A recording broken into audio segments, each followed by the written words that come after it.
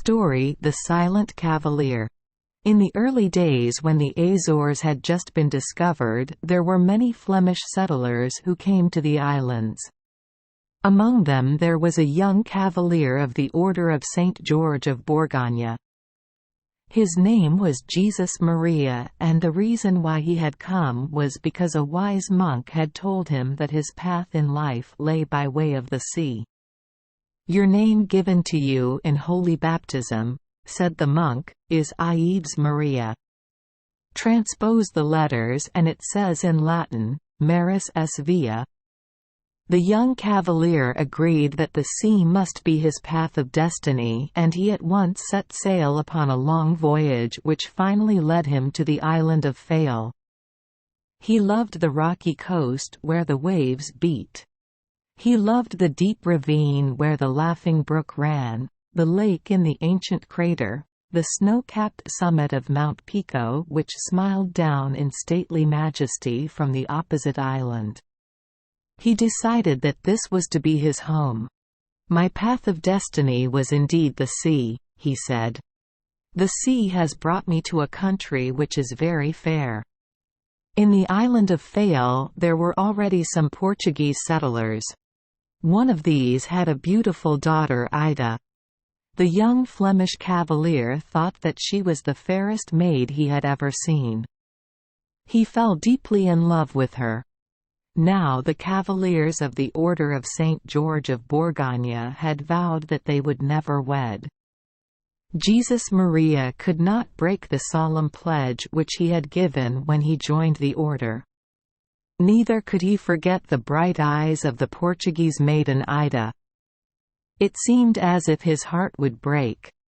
"I will leave this island and return to my own country," he thought. Then he remembered the words which the wise monk had said about the sea being his path. He had followed that road and it had led him to a fair island home. He decided that he could not return to his native land of Flanders.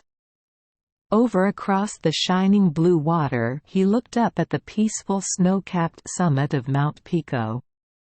The sight of its majestic stillness seemed to give him strength to hold his tongue and keep him from speaking words of love to the beautiful Portuguese maiden. Never a word of love broke from him. The maiden Ida never knew the shrine she occupied in the heart of the Flemish cavalier. The days dragged slowly by. The young man could bear no more.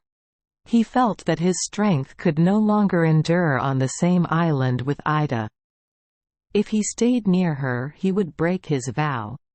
One morning in a little boat he crossed the blue waters to the island of Pico. At the foot of the majestic mountain he loved, he built the little hut which was to be his home.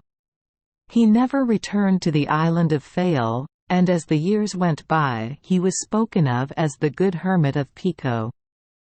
Nobody knew his secret.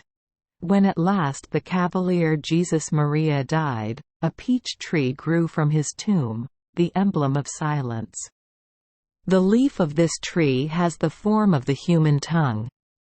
Its fruit has a stone shaped somewhat like the human heart. From this stone there comes a seed which when planted produces a new tree.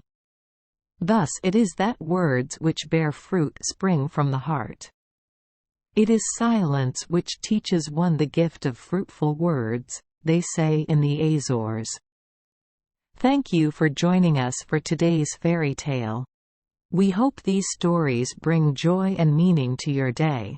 If you love our channel, please hit the subscribe button so you won't miss any exciting tales. Wishing you a good night and sweet dreams. See you in the next story.